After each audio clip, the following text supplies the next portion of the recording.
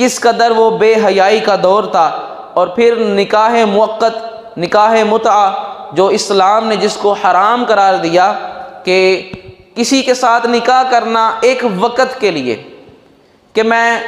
تم سے نکاح کرتا ہوں 5 دنوں کے لیے، میں تم سے نکاح کرتا ہوں 1 سال کے لیے، جس کو کانٹریکٹ میرج کہتے ہیں، نکاح موقت۔ اور جو متع ہوتا ہے وہ بھی یہی ہوتا ہے کہ، اور متع میں، نکاح موقت میں ایک علیحدہ پھر لمبا موضوع ہے متع کا، کیونکہ اسلام میں جتنے بھی مسالک ہیں سب کے نزدیک متع حرام ہے، سوائے جو شیعہ حضرات ہیں ان کے نزدیک متع آج بھی جائز ہے۔ اور وہ ہوتا کیا ہے کہ بندہ، ایک بیوی ہے، ایک مثلا مرد ہے اور ایک عورت ہے، اب دونوں اکیلے بیٹھے ہوئے، کوئی گواہ نہیں، کوئی اس میں گواہ موجود نہیں ہے، ایک دوسرے کو کہتا ہے کہ میں اتنی دیر کے لیے تم سے نکاح کرتا ہوں، خواہ وہ 5 منٹ ہو، خواہ وہ 1 گھنٹہ ہو، میں اتنی دیر کے لیے تم سے نکاح کرتا ہوں، اتنے پیسوں کے عوض، اتنے میں تمہیں پیسے دوں گا۔ وہ کہتی ہے ٹھیک ہے میں نے قبول کیا۔ اب وہ جو 5 دن کہے، انہوں نے 10 دن کہے، اتنے دن کے لیے، اتنے وقت کے لیے وہ دونوں میاں بیوی ہیں، اور جب وہ وقت گزرے گا وہ اس سے پیسے وصول کرے گی اور نکاح ختم ہو جائے گا۔ اب نہ اس پر عدت ہے اور نہ ہی اس پر کوئی دوسرے معاملات ہیں، اس کو نکاح موقت بھی کہتے ہیں۔ نکاح موقت یہ ہوتا ہے کہ اس میں گواہ موجود ہوتے ہیں، لیکن وہ ایک لیمٹ ہوتی ہے کہ ہم دونوں سال کے لیے نکاح کر رہے ہیں، یہ 2 گواہ ہیں۔ نکاح موقت ہو، یعنی موقت کا معنی ہوتا ہے جس کا ایک وقت مقرر ہے، اور نکاح متعہ اس کی میں نے آپ کو تعریف علیحدہ بتائی۔ نکاح موقت میں گواہ موجود ہوتے ہیں،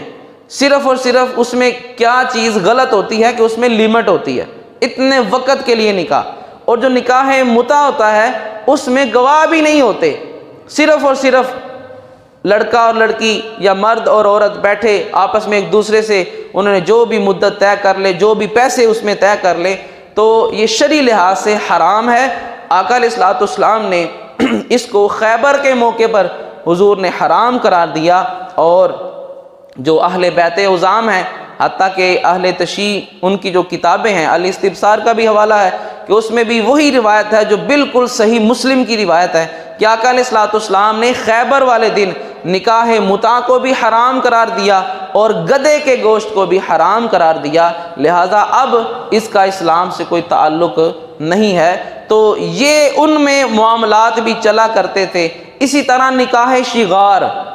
اب نکاح شغار کیا ہے؟ ایک بندہ دوسرے بندے سے یہ کہتا کہ تمہاری بہن یا بیٹی سے تم اپنا اس کا نکاح مجھ سے کروا دو، اور میں اپنی بہن یا بیٹی کا نکاح تم سے کروا دیتا ہوں، اس کے بدلے میں کوئی حق مہر نہیں ہے۔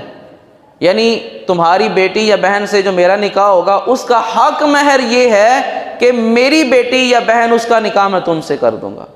اس کو نکاح شغار کہتے ہیں، یہ بھی اسلام میں حرام ہے۔ اور یہاں پر بعض لوگوں کو یہ غلط فہمی ہوئی کہ جس طرح جس کو ہم عام ہمارے معاشرے میں وٹا سٹا کہتے ہیں، یعنی 2 مرد ہیں، ایک کے گھر اس کی بہن ہے، اس کے گھر اس کی بہن ہے، تو یہ نکاح شغار اس دور میں اس نیت سے ہوتا کہ حق مہر کوئی نہیں ہوگا، اس نکاح کا جو حق مہر ہے وہ دوسرا نکاح ہے، تو یہ شریعت میں حرام ہے۔ ورنہ آج عام روٹین میں ہمارے معاشرے میں ایسے نکاح ہوتے ہیں، لیکن اس میں یہ ایک نکاح کے بدلے میں دوسرا نکاح حق مہر نہیں ہوتا۔ ایک نکاح جب ہوتا ہے اس کا حق مہر مقرر کیا جاتا ہے، قاری صاحب آتے ہیں جی آپ نے حق مہر کیا رکھنا ہے، وہ لکھا جاتا ہے، وہ ادا کیا جاتا ہے۔ دوسرا نکاح جب ہوتا ہے اس کا علیحدہ حق مہر پوچھا جاتا ہے کہ اس نکاح کا حق مہر آپ کیا رکھتے ہیں، وہ بھی لکھا جاتا ہے، وہ بھی ادا کیا جاتا ہے۔ تو نکاح شغار اور نکاح جو آج کے دور میں ہوتا ہے ایک دوسرے کی طرف، اس میں یہ فرق ہے، اور بعض لوگ اس کو صحیح طرح سے سمجھے نہیں، اور کچھ لوگ کہہ دیتے ہیں کہ یہ نکاح جائز نہیں ہے، حالانکہ نکاح شغار اس کی صورت میں نے آپ کے سامنے بیان کر دی۔ اب اور پھر سب سے بڑھ کر اب یہ ساری بے حیائی والے کام عورت کے ساتھ ہوتے، اور پھر رہی صحیح کسر یہ ہوتی کہ وہ بھی اس کے ساتھ ہوتے جو بچ جاتی، جو بڑی ہو جاتی، جو جوان ہو جاتی، ورنہ ان کے ہاں تو عادت یہ تھی کہ جب بچی پیدا ہوتی اس کو پیدا ہوتے ہی زندہ دفن کر دیا جاتا۔